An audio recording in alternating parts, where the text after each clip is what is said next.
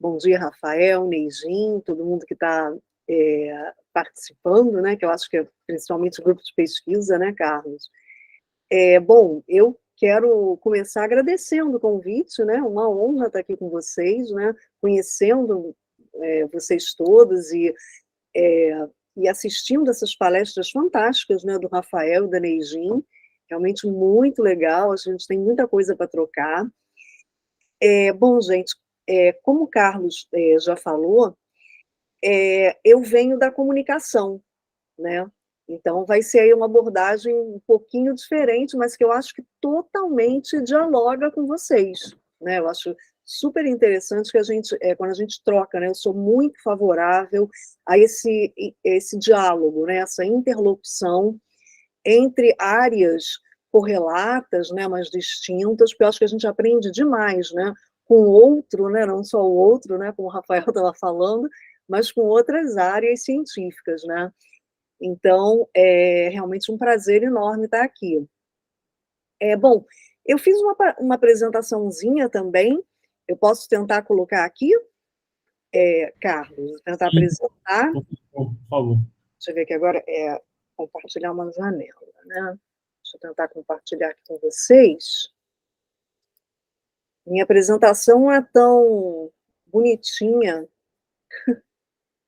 quanto tem mais texto do que imagem, eu acho, pelo menos no início. Mas vamos ver, está aparecendo? Tá, né? Tá sim, tudo Tá. certo. Bom, eu fiz um título, né, que seria da apresentação especificamente. Como eu sou da comunicação, eu vou falar um pouco mais do campo das mídias digitais, né, dos games, e como é que eu cheguei na questão do aprendizado lúdico, né? Como é que isso apareceu na minha pesquisa, né? Então, na verdade, eu comecei essa pesquisa em 2007, na UERJ. É uma pesquisa que, claro, não estou fazendo não estou com a mesma questão, problema, esse tempo todo, né? Mas é uma pesquisa que vem se desdobrando ao longo desses 15 anos.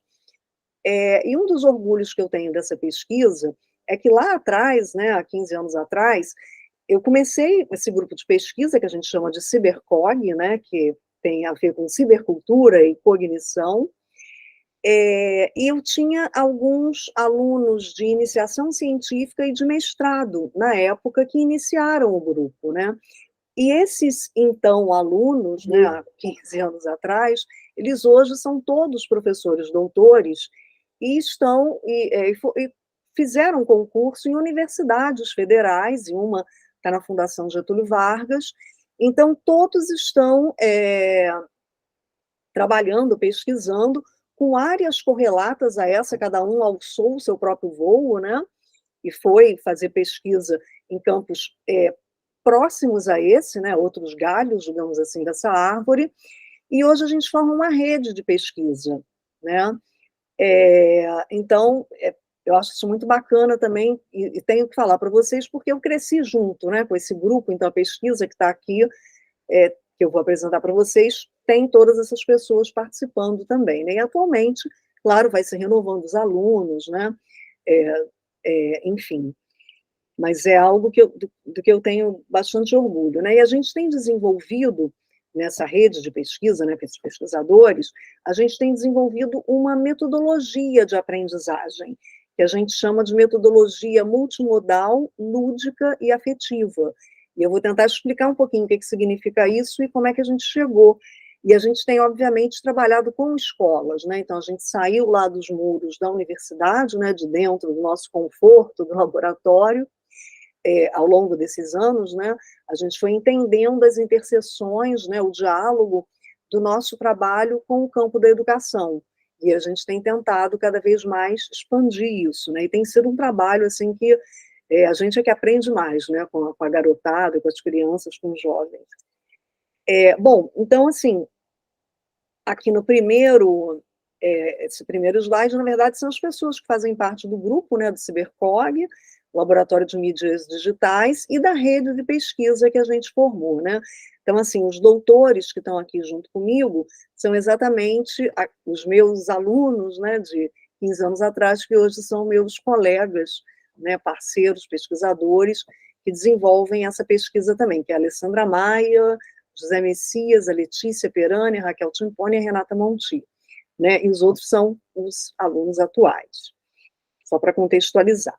A gente, então, gente, lá atrás, né, há 15, já indo para 16 anos, a gente partiu da seguinte questão, né, a gente estudava, né, eu sou dentro da área de comunicação, eu trabalho muito com cultura digital, né, então, lá atrás, vocês devem lembrar que a gente chamava de cibercultura, né, era um nome que estava na moda, digamos assim. E os pesquisadores da cibercultura, então, trabalhavam muito com essa ideia de como que o desenvolvimento, né, das mídias digitais, a verdadeira revolução digital, tinha estimulado o desenvolvimento de habilidades, né, de competências cognitivas nos seus usuários. E isso me interessou bastante, né, porque no campo da comunicação, a nossa relação com as mídias, né, sobretudo as mídias tradicionais, analógicas, sempre foi uma relação de crítica, né, de como que as mídias não tinham valor nem estético, nem cognitivo, nem de nada. Nós sempre, da comunicação, sempre fomos muito críticos às nossas mídias. E saltava realmente aos olhos, quando você fazia uma pesquisa exploratória, digamos assim, como que, para falar das mídias digitais, o discurso era totalmente outro. Claro que não de todos os pesquisadores, mas assim, de uma grande maioria, era um discurso mais otimista da ideia, né?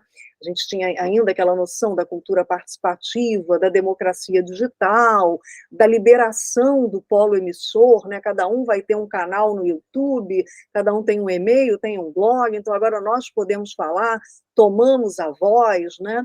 Então, tinha uma perspectiva mais otimista, que é claro que não é o nosso foco aqui, mas que agora, com as big techs e com todas as questões da plataforma, foi totalmente por água abaixo. Mas me interessava, então, essa perspectiva de que habilidades cognitivas são essas, né?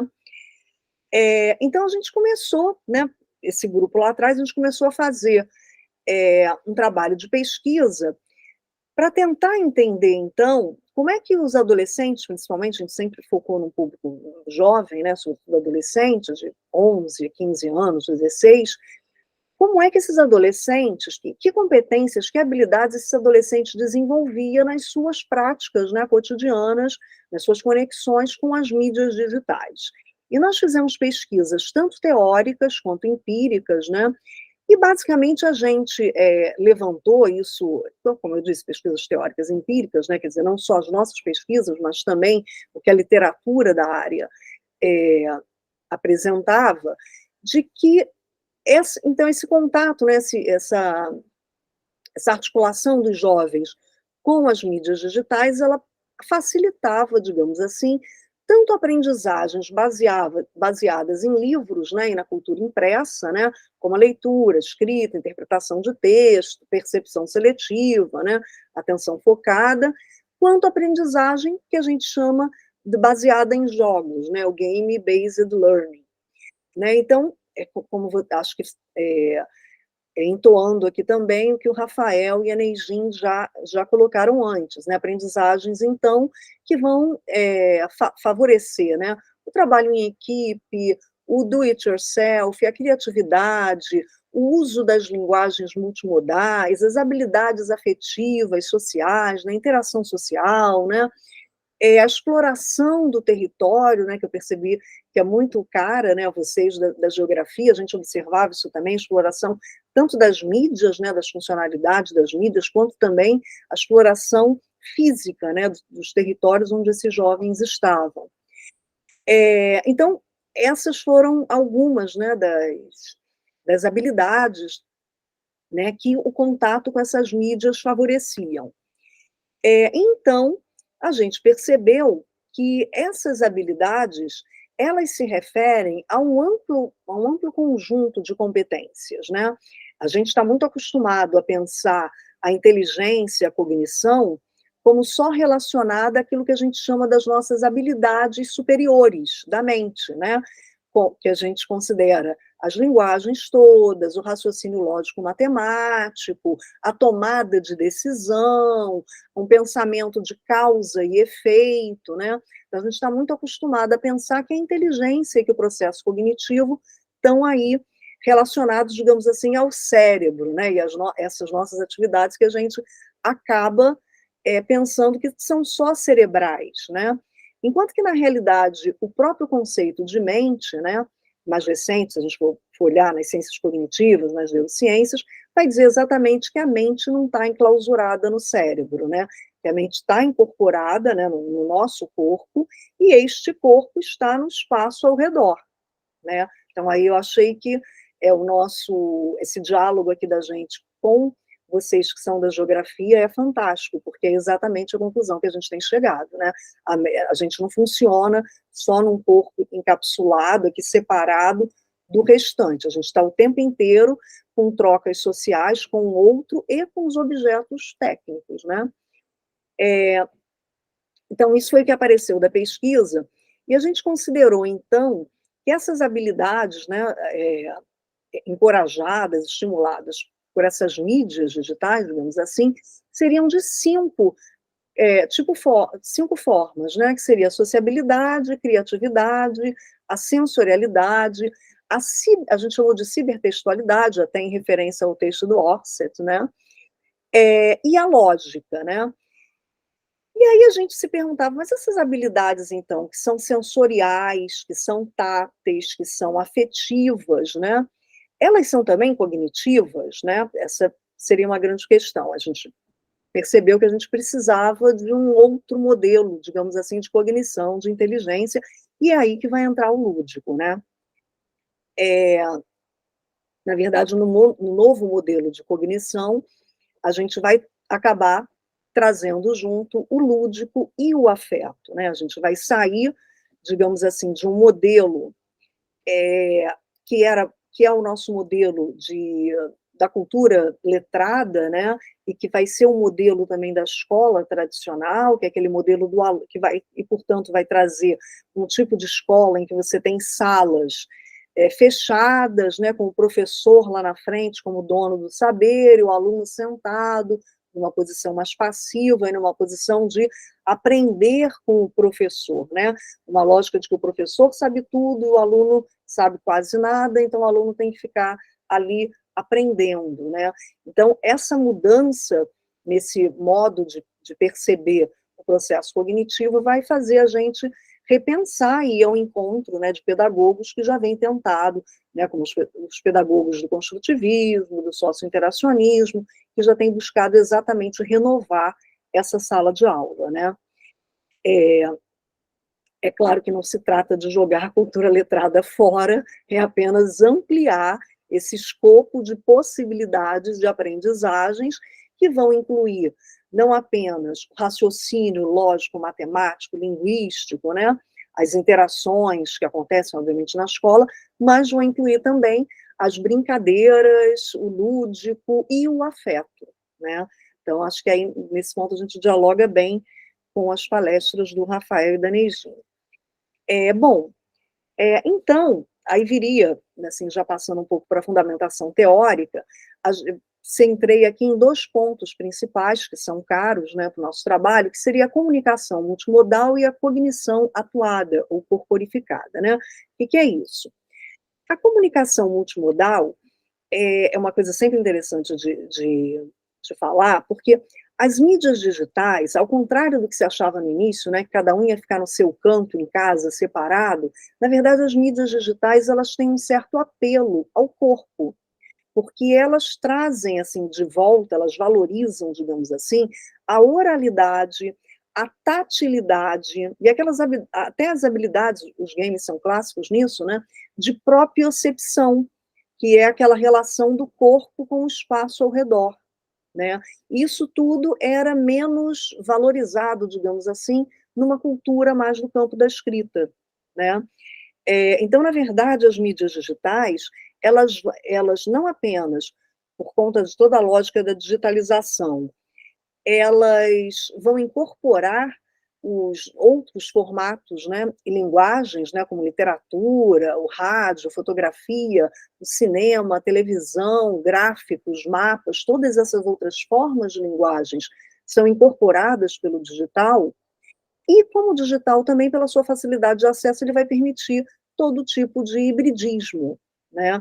E as formas de linguagens, o que a gente chama de multimodal, é um modo como cada linguagem, né, cada forma de representação, ela sensibiliza alguns dos nossos sentidos, né?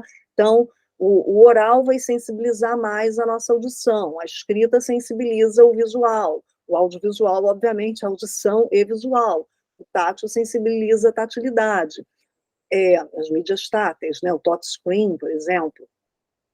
Então, o que acontece é que as mídias digitais, elas vão trazer, é, elas vão, na verdade, é, estimular, né, que a gente utilize outras formas de aprendizado que não apenas os aprendizados mais clássicos do ensino tradicional, da cultura letrada, né? Então, para jogar games, né, escrever fanfiction, criar memes, fazer canais no YouTube, você vai precisar incorporar uma série de conteúdos, né? Você vai precisar de uma série de aprendizados que não são só aqueles da linguagem, da lógica matemática, do pensamento analítico, né? Você vai precisar de uma série de outros aprendizados. Aí eu até peguei também como exemplo o Pokémon Go, né? Como um exemplo aqui de jogo em que você precisa ter outras noções, né? Você precisa ter a noção, a percepção espacial para você andar na cidade, você precisa entender como funcionam os aplicativos de geolocalização, tem que entender as regras do jogo, por exemplo, e você tem que ter conhecimento dos personagens para você saber onde é que você vai buscar. Então, você quer uma fada, é mais possível que você encontre a fada na igreja, o fantasma, é mais possível ser encontrado no cemitério. Então, no caso do Pokémon Go, você tem que também ter conhecimento sobre insetos. Então, você precisa de um arcabouço, né? Você precisa juntar um arcabouço de habilidades que não eram tão estimuladas, digamos assim, em outras formas de aprendizado, né? Então, e essas formas de aprendizado, como vocês já falaram, né, são mais lúdicas, né, são as brincativas, adorei as brincativas do Rafael, são as brincativas, né, são as formas lúdicas, são formas que usam mais o corpo, que usam a movimentação, que usam a interação, e que usa a afetividade, né? Não, a afetividade aqui não é só aquela afetividade, né, do carinho, né, de você ser bacana, simpático com o outro. A afetividade é uma intensidade mesmo corporal. A afetividade, às vezes, pode ser uma coisa até negativa, né? Pode ser um mood, né? Um humor até de raiva, de ódio, mas que aparece aí também. Então, a gente usa outras formas de expressão, outras linguagens, outras intensidades que colocam no cerne ali do palco o nosso corpo, né?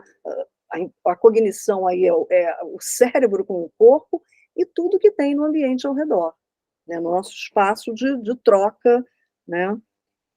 Com os outros, né? Então, o que a gente vai perceber é que isso que a gente está chamando, então, de comunicação multimodal, esse tipo de comunicação que vai usar não apenas as linguagens clássicas da cultura erudita e letrada, né, mas vai utilizar todos os nossos outros sentidos, né, vai trazer o corpo para o centro da produção de sentido, né. E com isso, a gente vai, então, é, deixa eu tentar aqui adiantar um pouquinho para a gente não pra ih, a gente já está adiantado demais o tempo, deixa eu ir lá.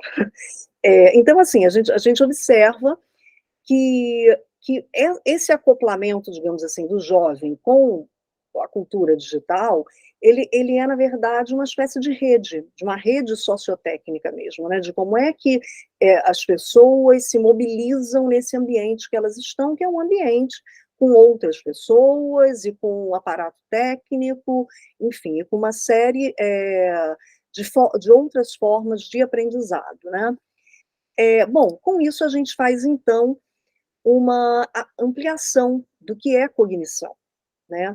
E aí a gente vai encontrar os conceitos que vão nos ajudar justamente nas ciências cognitivas. As ciências cognitivas, desde sempre, foram ciências híbridas, né? Elas compreendem ciências humanas, sociais, biomédicas, tecnológicas, lá desde os seus primórdios, lá na cibernética. Só que elas mudaram muito em relação ao que a gente tinha, né? A cibernética era uma caixa preta que a gente não sabia como funcionava, e nós, da área de humanas, tínhamos um preconceito enorme, né? Porque era uma coisa muito lógica, muito linear. E atualmente, na verdade, não. A gente usa o campo da cognição corporificada ou da enação, que esses são os principais autores, e são autores que vão trabalhar exatamente como é que o processo cognitivo envolve o corpo e envolve todas as nossas interações, né, as interações sociais, e, na verdade, sociotécnicas, né, com outras pessoas, né, com os outros intercessores e também com os objetos técnicos, né. E aí a gente vai ter, então, um tipo de cognição que não vai só se, se manter nas habilidades intelectuais superiores, né? Ela vai não é só linguística e lógica, né? Ela vai também trabalhar com outras capacidades sensoriais, motoras, afetivas, né? Que trabalha muito com o corpo, que vão estar mergulhadas num contexto muito mais amplo, né? Biológico, psicológico, cultural, histórico, mais amplo. Dando aqui. Então, a gente tem basicamente assim, né, as ideias aqui, fundamentação, fundamenta teoricamente a nossa pesquisa, essa ideia, a mente é corporificada, né, ela não é só o cérebro, é o cérebro mais corpo, mais os acoplamentos com o ambiente, né, a mente envolve, engloba o ambiente, a cognição vai ser situada, né, ou seja, os nossos modos de aprender, eles se dão no concreto, né? Não é aquela coisa abstrata, né, só das letras, uma coisa mais assim abstrata, né, racional, objetiva, né? A gente aprende no concreto, na prática, na experiência, na vivência, né? E portanto isso significa, né, uma coisa bem que é bastante forte, né, que os significados, o discurso, a representação não são suficientes para explicar a forma como a gente aprende, a forma como a gente se comunica e socializa, né? E num plano assim mais amplo, né, ontológico, epistemológico, vai ter a própria desconstrução, né, o repensar da categoria do sujeito só como racional, consciente, né, dono do seu livre-arbítrio, né? E aí, portanto, a gente vai ter um letramento que não é só aprender a ler e escrever, né, como a gente já comentou. Bom, então aqui vai ter uma questão, isso tecnicamente uma virada cognitiva, né, que é uma das coisas que a gente tem pesquisado bastante, que é exatamente como é que a cognição não é essa coisa que vem só, não é o jogo de xadrez, né, não é só racionalidade, né, tomada de decisão, ela é algo que valoriza essa experiência integral, né, digamos assim, e aí tem todas umas explicações biológicas para isso, e a gente vai trabalhar, então, um conceito de cognição que inclui, sim, as habilidades superiores da mente, óbvio, mas não apenas elas, né? Mostra exatamente como é que as nossas habilidades sensoriais, afetivas, sociais, elas intervêm no modo nosso de aprendizado. E é exatamente quando você traz essas habilidades afetivas, né, sensoriais, que a gente vai trazer também o lúdico, né? Porque, na realidade, o Rafael falou uma coisa super interessante, que é exatamente o que a gente percebe, e eu acho que os educadores também, é que quanto mais a gente anda, né, no ensino tradicional, quanto mais a gente passa Fundamental 1, Fundamental 2, ensino médio, mais o aprendizado vai se tornando, digamos assim, mais denso, né, mais analítico e menos lúdico, né? Isso, a própria leitura é assim, né? Tem uma professora, pesquisadora da PUC, que é a Maria Aparecida Amede, que ela fala que, assim, a criança, quando aprende a ler e escrever, ela, ela escreve na areia com um pauzinho, ela tem toda uma coisa de trabalhar com vários materiais, ela tem toda uma perspectiva lúdica que a gente vai perdendo. Quando a gente chega na escola, tem que sentar num banquinho e prestar atenção, certo? Numa só coisa, né? Bom, então, nós... aí como é que a gente pensou, né? Como é que a gente supera, então, essa defasagem, né? Uma das coisas que a gente está falando, como eu já comentei com vocês, a gente está criando uma rede, né, de pesquisa interdisciplinar, e a outra coisa é que a gente começou a desenvolver, então, uma metodologia mais ativa, né, uma abordagem mais qualitativa, junto com professores e alunos, né? Então, a gente tem trabalhado, eu trouxe para vocês uma apresentação de um tipo, né, de trabalho que a gente faz nas escolas.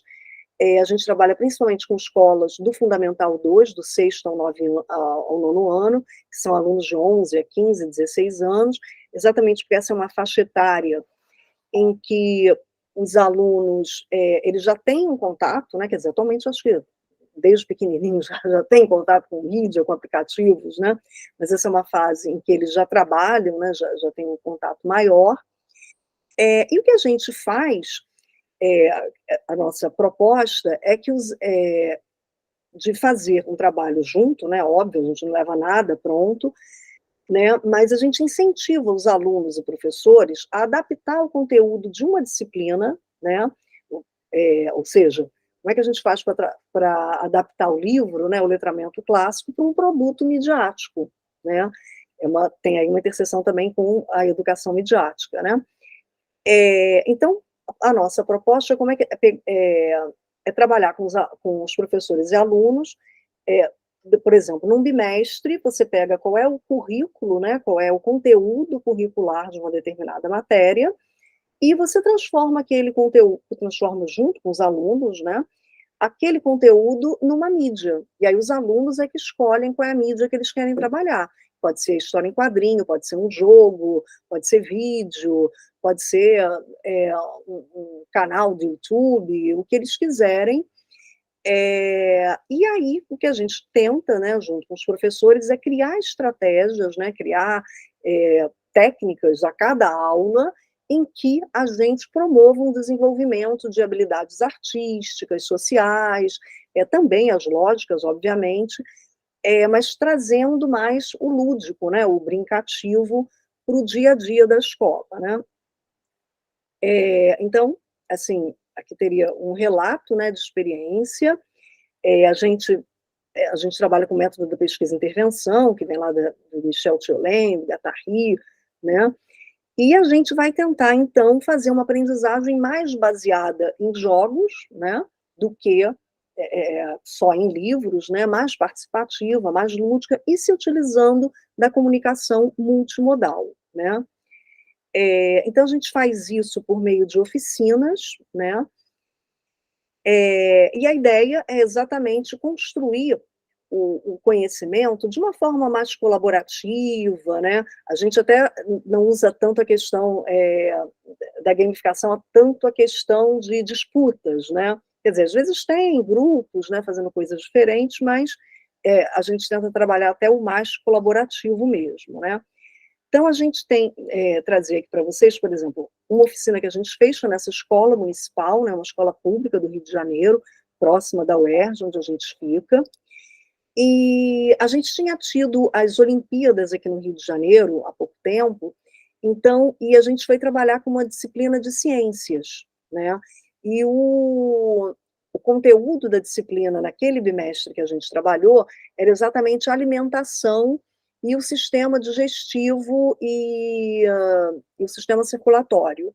Então, a gente planejou tudo, quer dizer, a professora dava para a gente os conteúdos, a gente trabalhava com ela e pensava nas atividades, e, na verdade, a mídia foram os alunos que escolheram, eles escolheram fazer um RPG, né? Até porque numa escola pública a gente não tinha muitos dispositivos tecnológicos, era uma escola que não tinha computadores, e atualmente até acho que a prefeitura do Rio de Janeiro já mudou, mas na época os alunos não podiam usar celular na escola, né? Então a gente não podia fazer, a gente queria fazer realidade aumentada, né, fazer coisas na escola, a gente não pôde fazer isso, porque não podia usar o celular. Então a gente, quer dizer, os alunos queriam um jogo, a gente pensou, falou, tem jogo de tabuleiro, tem assim, tem, né, a gente apresentou várias propostas e eles apareceram com o RPG, né? Então, a ideia era que, como eu já falei, né, o conteúdo da disciplina era uma disciplina de ciências da oitava série, tinha 44 alunos, o conteúdo era comida e sistema digestivo e circulatório, e a missão do jogo, então a gente separou a turma em grupos, e eles tinham que, cada grupo seria treinador de uma equipe, né, de um atleta, né? E eles tinham que, usando a comida, usando como é que funciona o aparelho digestivo, circulatório, eles tinham que pensar em como fazer dietas, uma série de coisas, para que os jogadores se desempenhassem bem numa Olimpíada, né?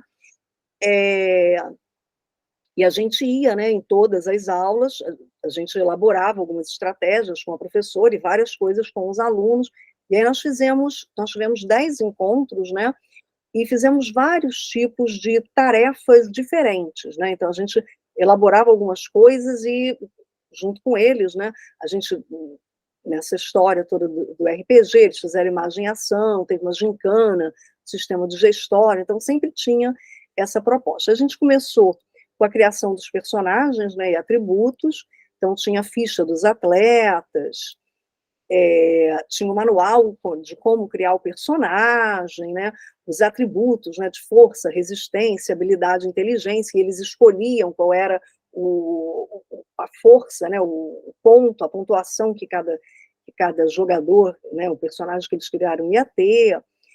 E algumas coisas assim, interessantes é que a gente começou a trabalhar com eles na sala de aula, né, no espaço da sala de aula. E a gente percebeu que, aqui são alguns dos personagens que eles criaram, ó. Eles tinham que criar o personagem e a modalidade esportiva, que tinha que ser uma modalidade olímpica, né? E o que a gente percebeu é que, na sala de aula eles ficavam muito tímidos, né?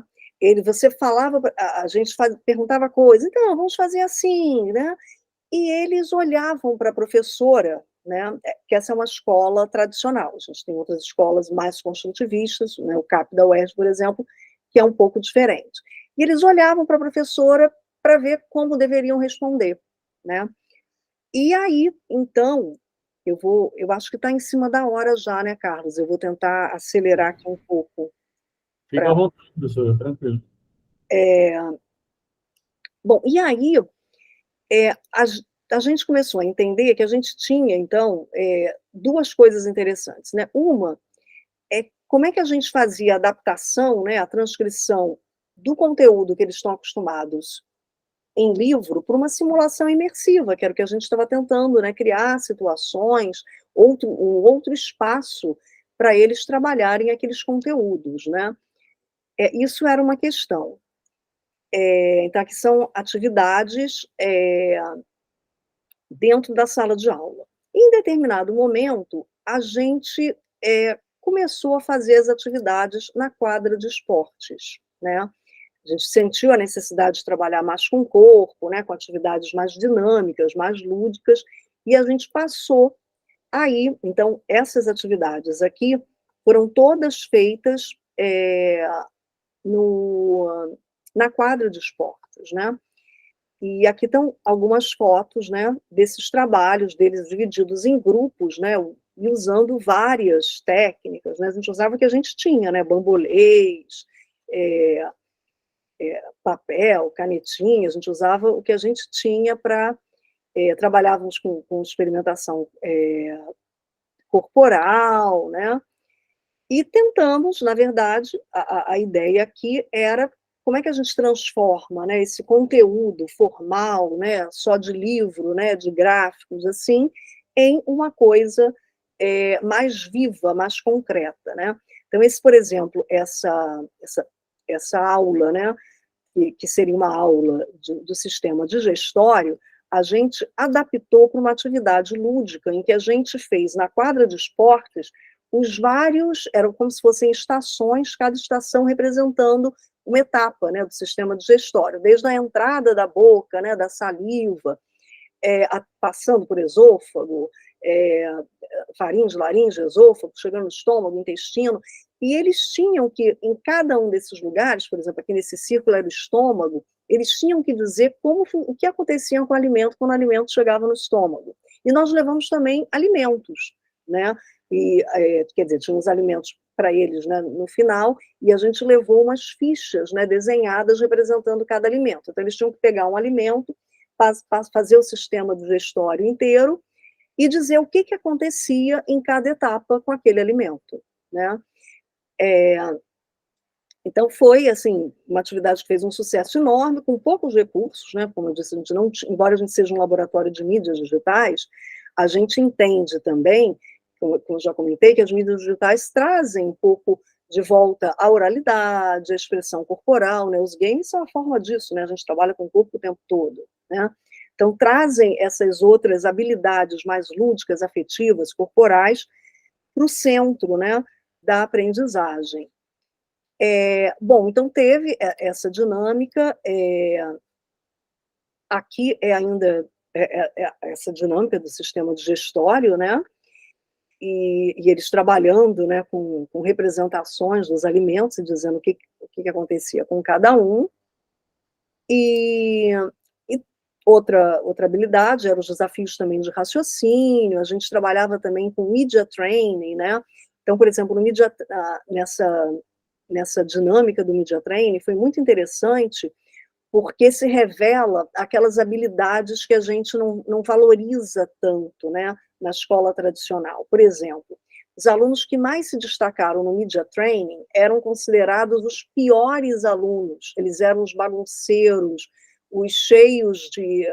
os que não paravam sentados na cadeira, e aí o que aconteceu? Quando você deu uma atividade em que eles tinham que exercer liderança, expressão verbal, né, empatia, interação social, eles se destacaram.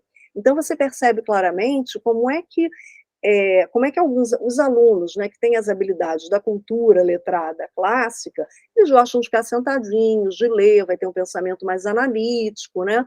E outros não, mas não significa que sejam maus alunos, significam que têm, né, que são mais estimulados por outros tipos de competências, de habilidades, né?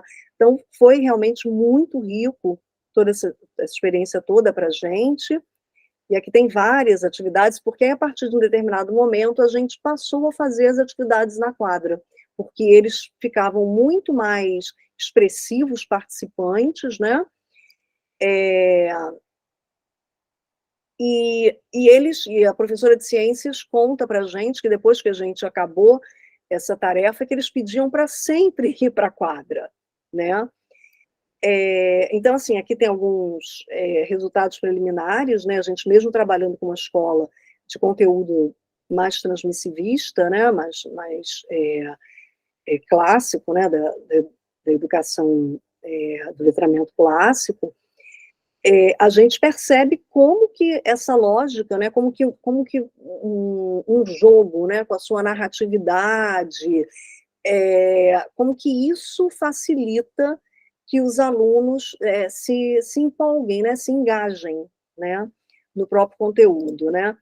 E a gente... então, assim, algumas coisas que a gente percebeu, por exemplo, não apenas, né, como é que você estimula o engajamento, participação ativa, invenção, como é que você valoriza outros saberes, né, não só a inteligência, o raciocínio lógico, você valoriza empatia, valoriza interação social, uma expressão verbal, comunicativa, né? E a gente percebe também que não se trata só de colocar, né, um computador para cada aluno, não é só isso, né? Você pode, às vezes, até com equipamentos não tão fantásticos, claro que o futuro é a cultura digital, o ideal é que tenha, mas não tendo, a gente consegue fazer outras atividades, né? Então, aqui tem mais algumas fotos, né? Isso aqui são eles passando, né, por dentro do sistema digestório, indo de uma estação para outra.